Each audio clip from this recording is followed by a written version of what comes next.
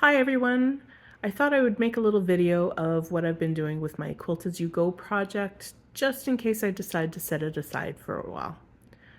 I thought maybe I would post it to YouTube in case anybody else wants to give it a try. I am a complete novice. I don't even own a sewing machine. So, take what I say with a grain of salt. Watch some other videos. There are some excellent videos out there by expert makers, and it would be good for you to probably balance what I say here with what they say. All I can tell you is what I've been doing has been working for me. This is kind of like a little sample blanket that I made for my cats to use, and it's been washed several times and it has been holding together really well. And I absolutely adore the way it looks. It looks so handmade. It looks like, something your grandma would have handed to you and you would have held it with love for the rest of your life. At least I would have. Anyways, I love that it's like kind of crinkly and it looks soft and squishy, and I love that it doesn't look absolutely perfect. So, if you have a love for imperfect things like I do, this might be a good project for you. Okay, so let's get started. I'm just going to flip this over so I have a white surface. This is the back that I've been using, by the way. It's just like an off-white with a kind of a gold fleck in it. And a lot of the fabrics are kind of ruby star, I believe. And I really like kind of having, this big mix of colors in this project. Lots of bold prints and stuff like that. Like, how pretty. There's cats. There's teapots on this one and tea mugs. Love it, love it, love it, love it. Okay, let's get started. Okay. So basically, I've been using this Daisy and Grace Quilt As You Go 2.5-inch hexagon template. It's an acrylic template. Missouri Quilt Company. That's what it's called. Okay. It says Missouri Star Quilt Company here, and the website says MissouriQuiltCo.com. So I bought my template from a Canadian company that online. So like they are available in Canada. If you're in Canada, they're definitely available in the United States. I think Daisy and Grace is a company out of the UK somewhere. I'm not positive on that though. But that should give you enough to do some searching if you're interested and hopefully get you started. It comes in 2 pieces. It has the inner template and the outer template. So this is, let's see. This is the size of your inner piece. This is the size you'll need for your exterior piece, your inner piece and your batting. Okay. So I will show you those.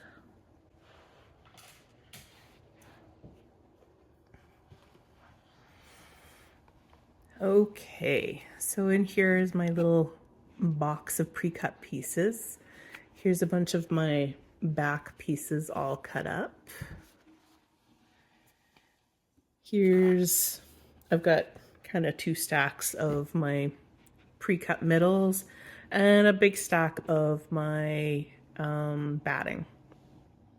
Okay, so I'm going to put one of these together for you just to show you what I've been doing. So to put these together, you can pin them. I decided to go with a little bit of a glue basting situation instead. I'm not sure what made me choose that. I don't remember anymore. But that's what I'm going with. It's been working for me, so that's what I will keep doing. Okay, so first I usually put my big template down and kind of line it up with all the edges as best as I can. And then I put just a tiny little dab of glue there. I then always make sure that your back is with the right facing down, which you'd think would be intuitive. However, if you have a backing that looks kind of close to the same as, or like where the front and the back looks kind of close to the same, you have to be careful. I found this out. I wasn't paying very much attention today, and I might have been working kind of in the evening, and I ended up gluing it in the wrong direction. So anyways, you want the right side facing down because you're going to glue stuff over top, or right? You get it. I don't need to mumble through more words trying to get you to understand. I hope not anyway. Okay. So once you glue that, then I put a little bit of glue on the batting and right side facing up. I put the top on. And hopefully all your edges kind of line up pretty good. And from this point, you kind of just need to let it dry for a little while. Once they are dry, it just kind of holds it all together for you a little bit. And you can kind of mess around. Pins would do the same thing. I just found that gluing them was really, really quick, and it does the trick. So that's what I've been doing. From this point, we need our clips. And what I've been doing, so the goal of this is to fold and then fold and then either pin or clip this up here because you're going to be sewing this together. If you notice, this doesn't stay kind of in spot very well. Like it doesn't, as much as I finger press it, it kind of unfolds a little bit. So what I ended up doing is I would just kind of spritz the back with a little bit of water. And then that helps it fold a little bit better and stay put for me. You don't have to do this. It's just something that I found made it easier. See, it stays a lot better. It stays folded a lot better. So you can reposition your fingers without losing anything. And I've just been using these quilting clips. I just kind of clip it like that. And then there are two, oh, that's not very damp. I'm going to give it a little bit more. I was a little wimpy with my spritzing. So you can go all the way around, like just follow your way around and continue clipping and folding like that. Or you can do it like, this is what I've been doing, is I go to kind of the opposite sides. Skip one, go to the next, basically. Fold, fold.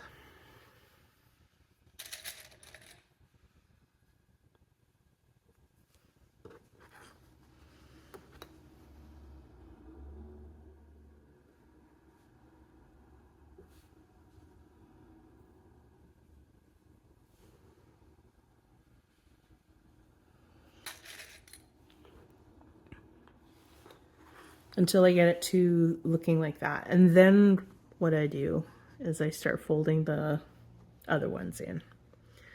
And it kind of gives a slightly different look on the top, but it's like, it's not a huge different look. It's just, this is what I ended up doing.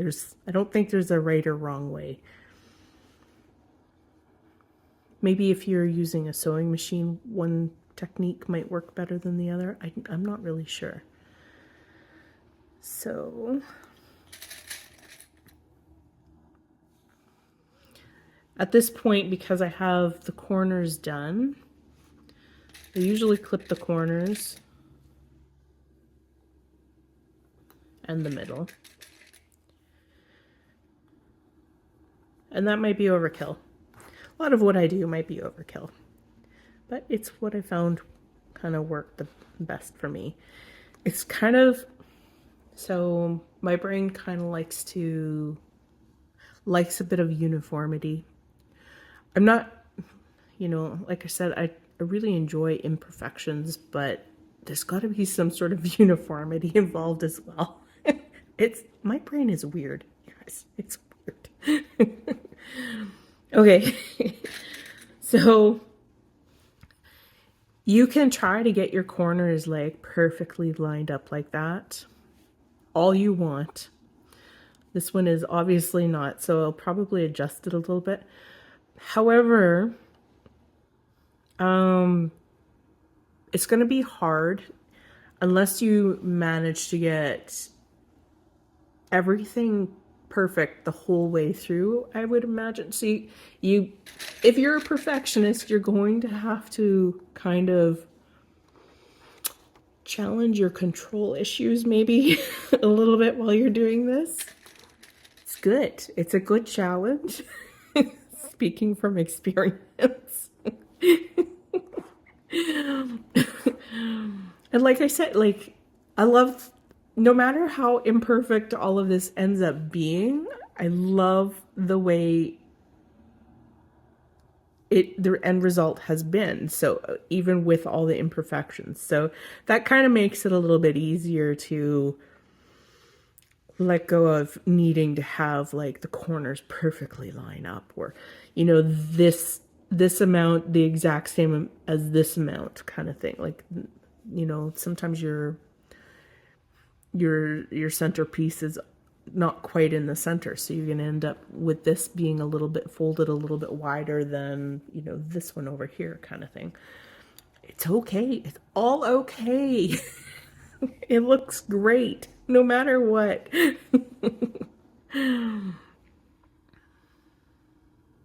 right.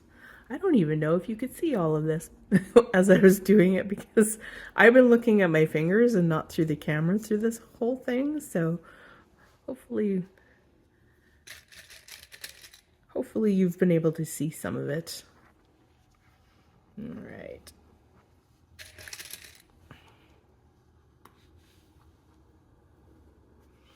Doing these tutorials are not easy.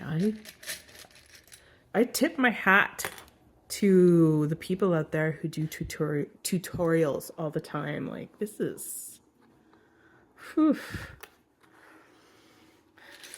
Okay. So basically that's what you end up with. And usually from this point, yes, it's still a little bit damp, so I wouldn't necessarily start sewing on it immediately. I would set it, off to the side to dry. And okay, oh, we might still need those. Okay, so at that point we end up sewing. So this one is really dry, and we can start sewing on it. To do that, I'm going to need my thread and my needle. So I don't know if you can see my needle here. It is, what type? These are pony blacks. If I remember, I will put the name of them along the bottom here. I'm pretty sure they're called pony blacks. And what I was finding was my eyes were hurting. So I cross stitch, and so I'm using a regular stainless steel needle, or whatever, nickel plated, I guess, needle, as I do my cross stitch all the time, and that is fine. But what I was finding was when I was sewing these, the light was flashing off of the needle a lot more, and it was making my eyes water. So I had to find a different type of needle, and I found that these pony blacks are much better. Can you see that? So they've got a black base and a white tip. I don't know that the white tip is necessarily essential. I think if I could find them all black, I'd probably go with that, because the thread I'm using is white, so threading the eye of the needle might be a little bit easier if the eye hole was black as well. Maybe, I don't know. Like I said, I am such a novice, so inexperienced. Okay, so basically what you're going to do is you're going to sew this white edging to your centerpiece. And to do that, you're going to need for this 2.5 inch hexie, you're going to need a piece of thread that is approximately 3 feet long, 36 inches, a meter, no matter what you measure. For me, it is approximately from, like, if I outstretch my right hand and I put the thread close to my left shoulder, that's approximately 3 feet, give or take. Ideally, you'd want a little bit extra. You don't want it to be too short. So, okay. Now the tough part, threading the needle.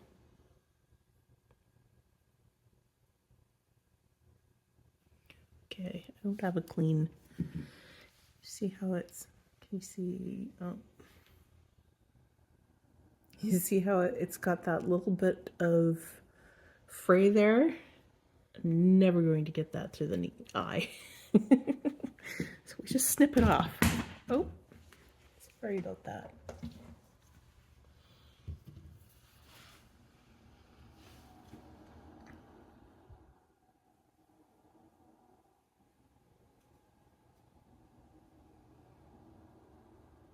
Oh, that was pretty quick.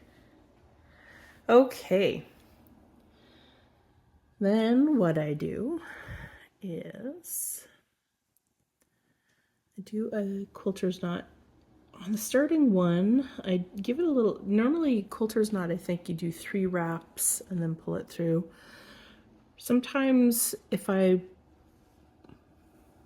don't have to pull it through any fabric, I'll give it 5 wraps instead, just a little extra heft. 1, 2, 3, 4, 5. All right.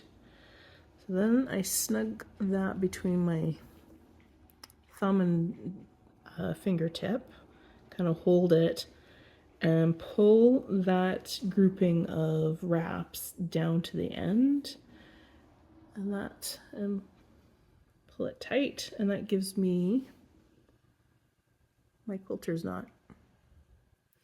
I'm going to trim the end just so that it's easier to hide.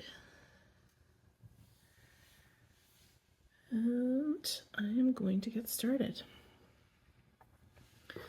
Okay, so first things first, get rid of a couple clips.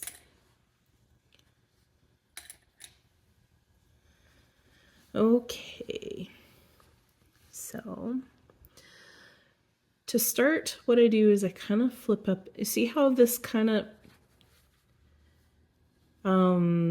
is staying folded even though the clips have come off?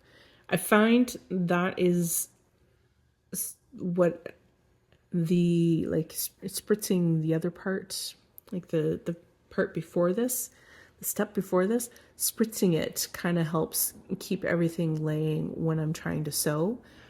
I think you could probably just, like, if you didn't want to spritz it, you could iron and end up with the same impact, but that seemed like it was more work to get the iron out, and every time that I wanted to make these than it was just to fill the spritz bottle. I don't know. It's probably not more work. I'm not really sure. Like I said, I'm a novice. I'm just making it up as I go, finding solutions that work for me. And maybe they're silly, but you know, that's what I'm doing. Okay, so what I'm doing here, I don't know, I want to go underneath where this part will be folded over and kind of bury my knot. Don't want to go through the back layer. Oops. This is easier when I'm not filming. I don't want to go through the back with my needle, but I kind of want to grab the top fabric and the batting when I'm doing this, and then just kind of come up with this part folded down, kind of come up through the very edge. See that? Come up through that very edge and just pull the thread until it's taut. You can see that knot is there. It's going to be hiding forevermore under the folded edge. Okay? Then, and like I said, this might be overkill, but this is how I'm doing it. Grab basically just a couple of the threads at the very edge of this fabric and come up with your needle through this fabric. And pull it through a little bit. Take your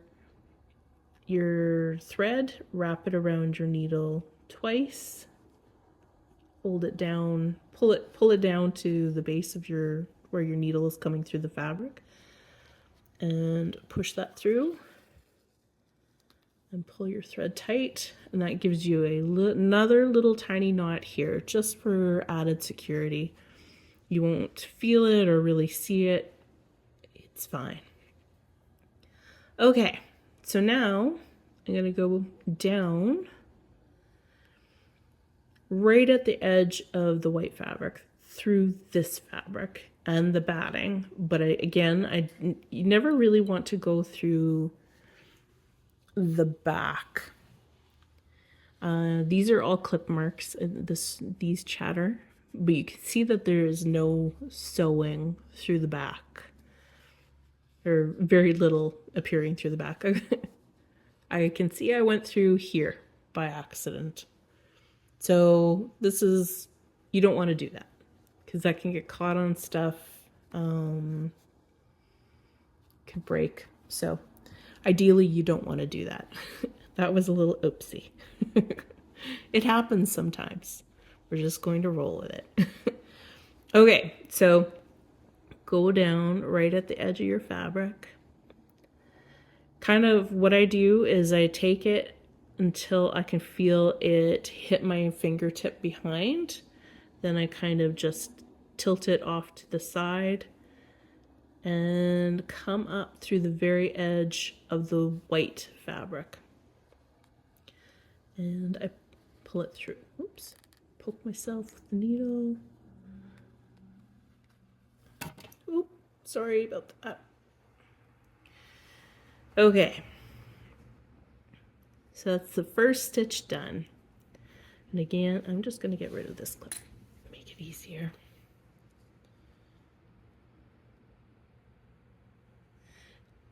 Down through the yellow fabric, I guess it's kind of orange, till I feel my fingertip kind of pull back a little bit, so I'm not going through the back. But I want to basically go through the yellow fabric and the batting with as many stitches as I possibly can, because if you don't kind of somehow secure the batting as you're stitching, it, when you wash it, it can like just ball up on the inside. Ask me how I know. So always try to hit the top 2 layers, but not go through the back if you can.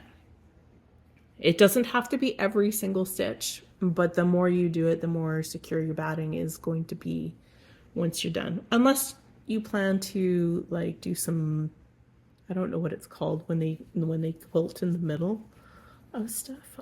If you can do sewing technique, like decorative sewing that goes from the front to the back if you want, or I mean, once it's all together, I guess you could, you know, like do the regular quilting process that you see on other types of quilts if you want, I guess, if you were afraid of things coming apart. But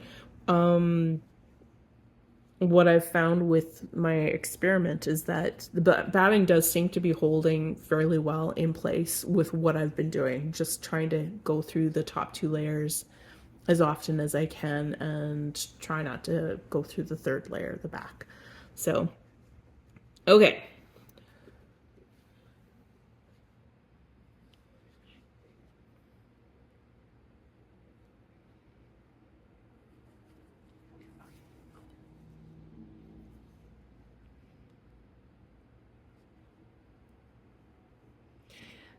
The bites, the distance between the last stitch and the new stitch are a couple millimeters. What is that in imperial? Oh, is it called imperial? Millimeters is metric. What's the other one? So I'd say it's like an 1/8 of an inch, maybe. I'm not sure. Again, I don't really know if this is overkill, how narrow my stitches are. Maybe, you know, you might get away with doing it wider. I'm not sure. But this is just what I've been doing. Again, just watch other people's videos too, to kind of balance your knowledge and kind of decide what works for you.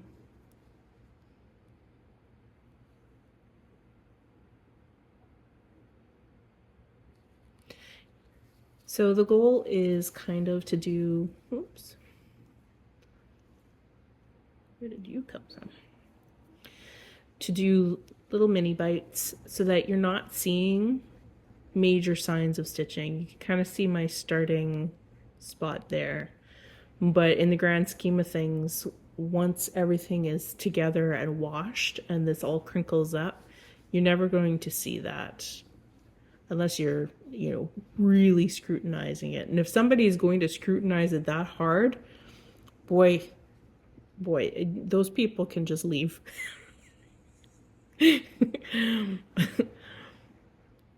This might not be the right project to try to put into your local fair for ribbons. Or maybe it is. I don't know. I don't know how they judge these things. Like I said, I'm a novice. Why am I even giving you a tutorial? I don't know. Okay, so we are at a corner point. And I've seen some people just kind of sew past it and leave the corner points open. What I decided for me was that was going up there, sewing up there was an opportunity to really secure the corners of the batting underneath. So that's what I've been doing. So when I get close to the corner, I go down, and then when I'm coming back up, I'm trying to catch the very corner of this side, the overlap kind of thing. Can you see that? Yeah, I think you could see that pretty good. So this is the downside of the clips, is that your thread will want to clip or catch on them sometimes. When I'm sewing, you know, in my normal spot and I'm not trying to do this in this position, I tend to pull upwards as I'm sewing instead of in a way where so like if I pull upwards, then the thread doesn't necessarily grab onto my clips as often. Right now, what I'm doing though, I think I'm pulling it in a different direction. And so it's catching a little bit more often. So, okay, I just noticed before I go too far, I've got a little knot in my thread here. Knots happen. Usually you just kind of gently try to tease it out before you accidentally lock it in by a firm tug. No firm tugs on those knots because they can be a pain in the butt to get rid of. Okay, so I came up through here. I'm just going to go down right beside, and I'm trying to grab the layer of I'm trying to grab all the layers. The layer of this that's underneath, and the batting that's underneath, and not go through the back. It's easier than it sounds. Practice makes perfect. You'll figure it out. I have faith in you. I know you can do this. I can do this. You can do this. Okay. Boop. So we got a 1 stitch. 2 stitch.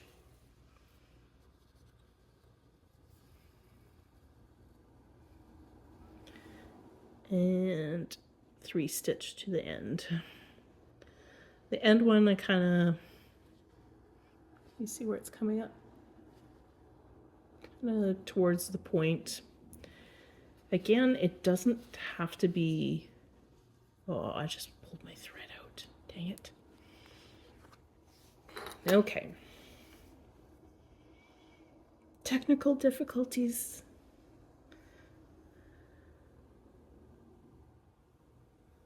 See if I can get this back on.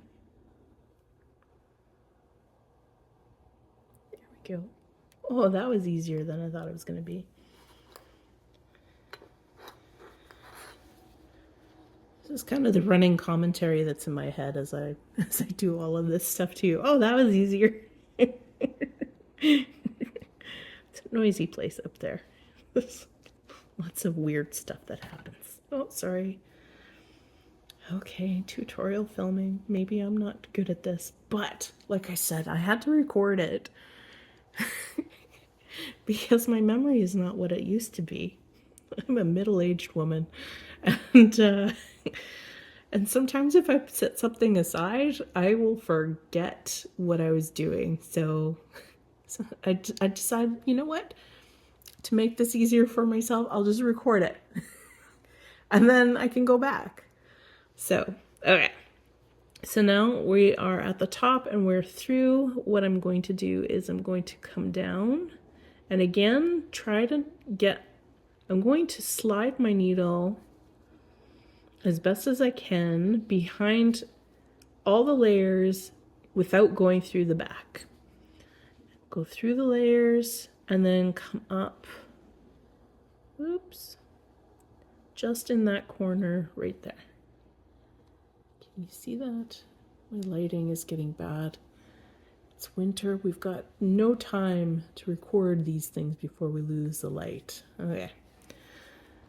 So, by doing that, I grabbed all the layers as best as I could in 3 stitches going up. Then I came behind everything and through the front here. It's pretty good chance that I secured that batting up in that corner fairly well. So basically you just continue that all the way around. All right. Okay. So I'm going to show you how to finish one. Set that aside. So as you can see, we have done most of the sewing around the edge on this one. we are at the point where, can you see?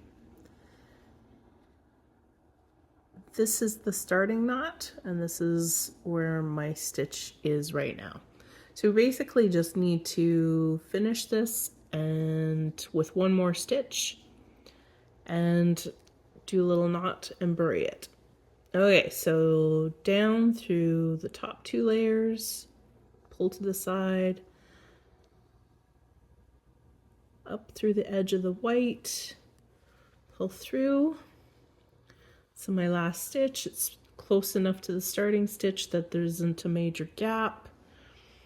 At this point, what I do is I do that double knot again.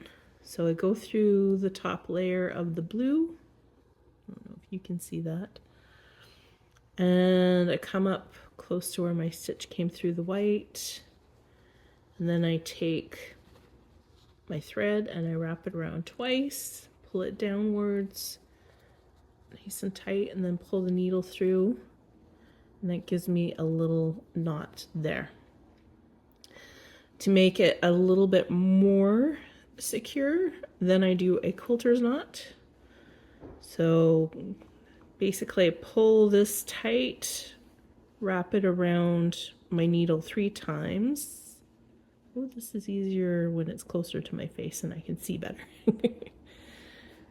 Basically grasp the wraps with my thumb and forefinger and pull my needle through and tight. Make sure I don't unthread my needle yet. So you can see there's this little knot here now. What I'm going to do is I'm going to go down through the top 2 layers and aim my needle underneath this part here. And I'm going to send my needle down a ways. You want to make sure it's longer, like it's further out than your knot is. So I'm not through the back. Good.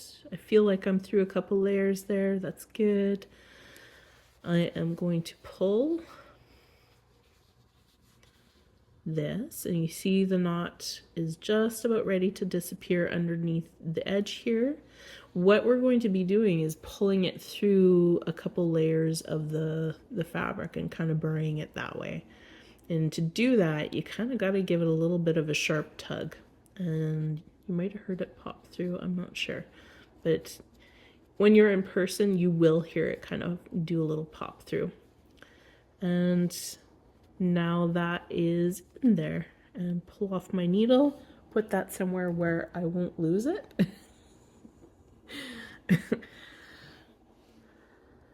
And snip it off nice and close.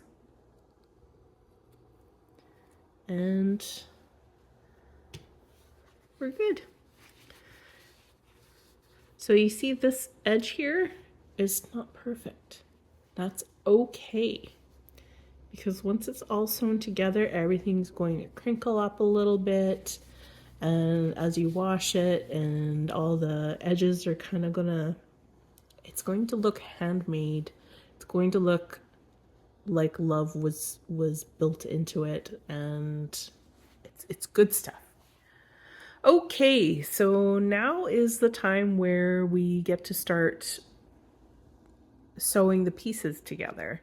As you can see, I've got a little bit of a start going here. So it's pretty simple process. It takes it doesn't take a long time. It just takes time.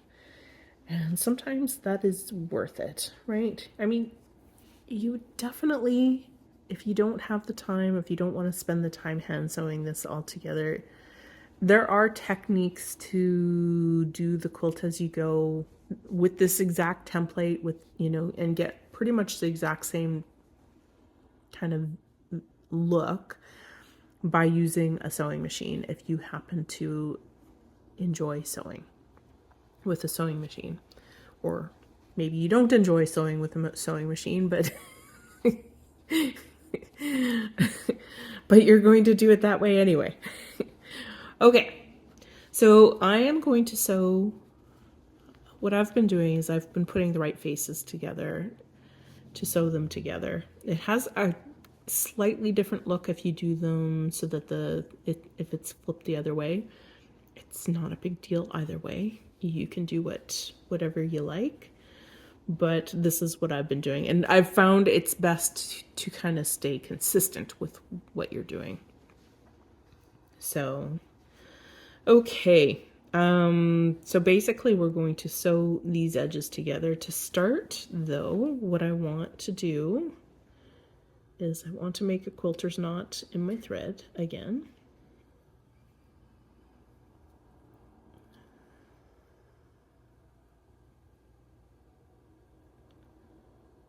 I'm really losing my light fast today. 1, 2, 3, 4, 5.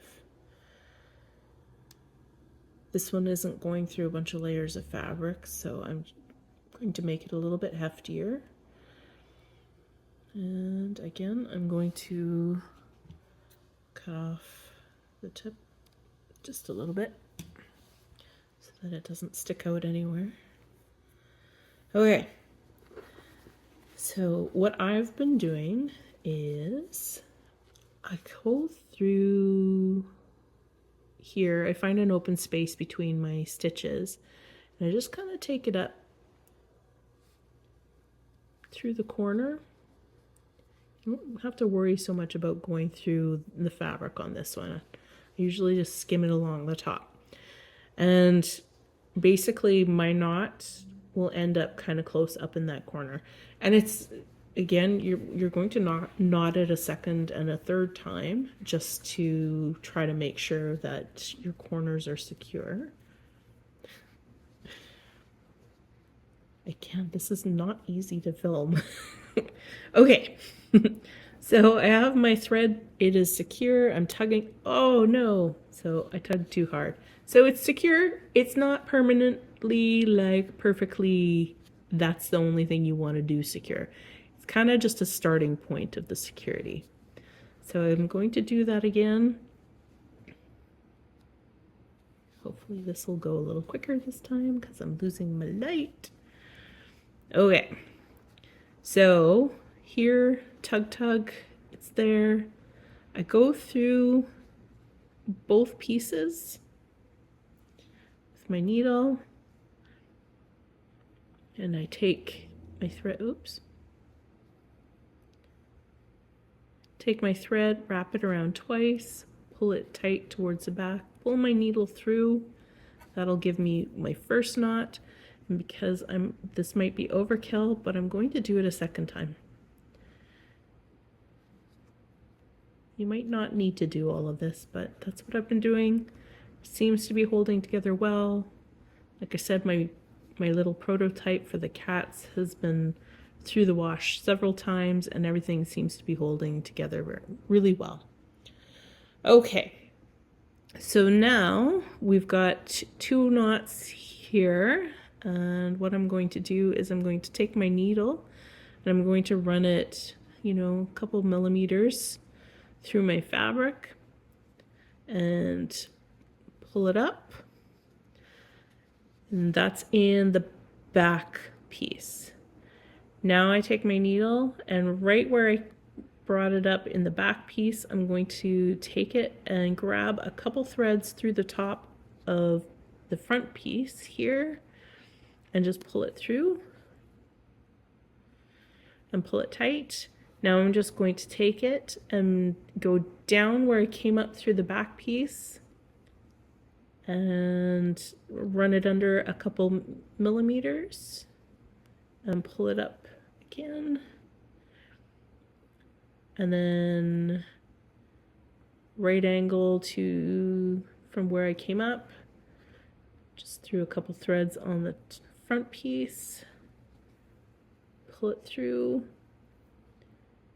down,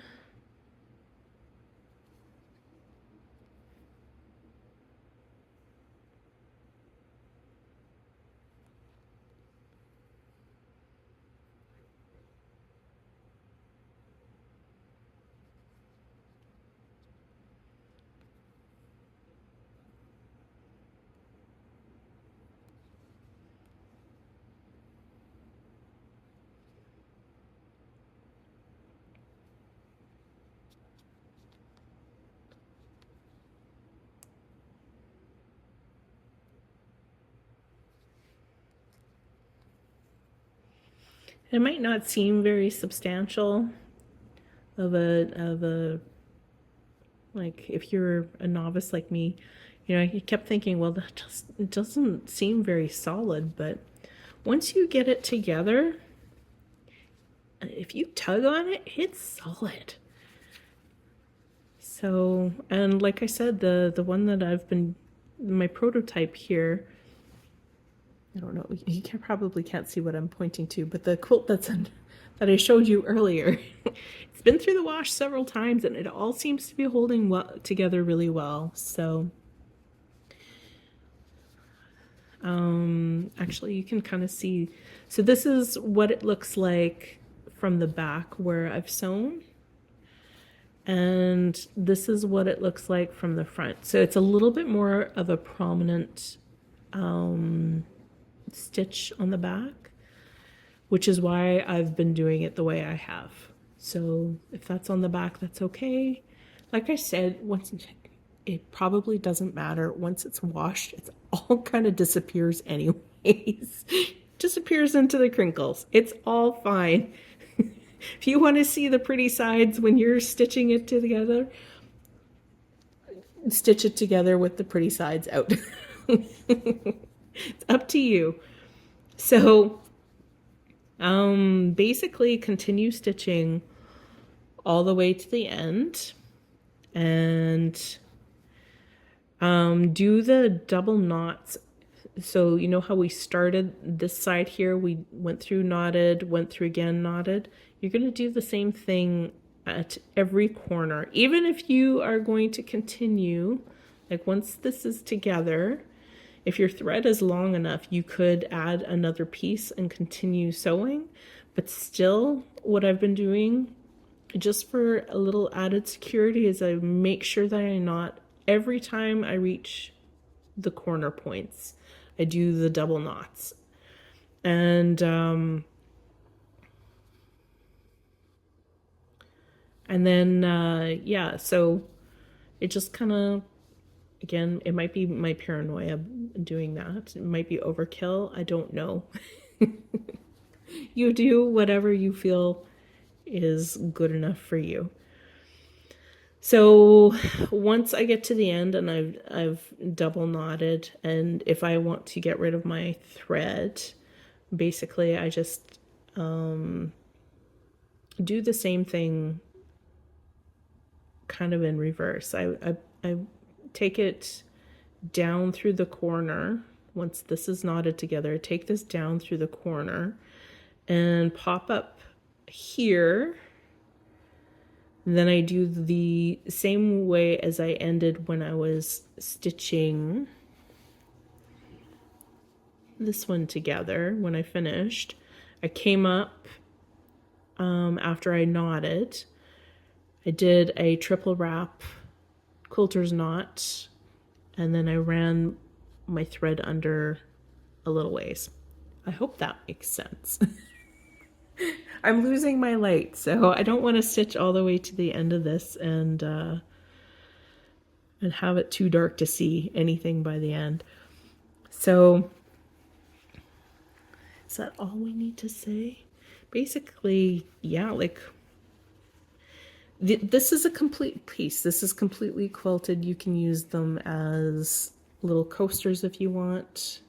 You can, that's really nice part about this project is you can try it, and if you didn't like the process after making one coaster, you've still got a fully complete coaster by the end.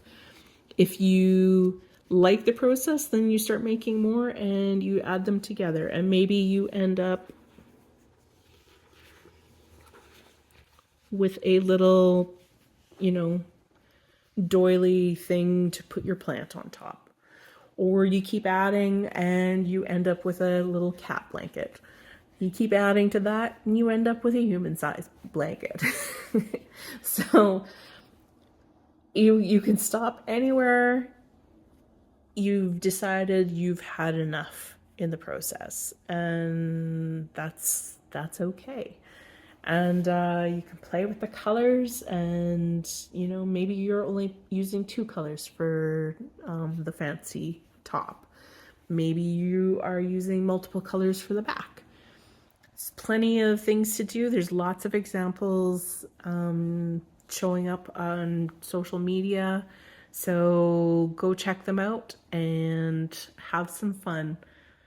Okay, I'm going to end it there because I'm definitely losing my light. Hopefully I didn't confuse any of you too much. Hopefully there were some tips and tricks in there that might help you get started. It's a lot of fun. Give it a try. If I can do it, you can do it. I'm going to link some of the videos from more expert makers below. I definitely recommend that you watch some of those as well, just in case I missed anything, or you know, it might help you decide if some of the things that I'm doing are really overkill, and maybe that'll make it a bit quicker and easier for you. I'm also going to link below a video where somebody is using a sewing machine to do a quilt as you go with this exact same template, and that way you can kind of decide which way you want to tackle this, if you want to tackle it. All right, thank you very much for joining me today. Happy stitching. Take care. Bye.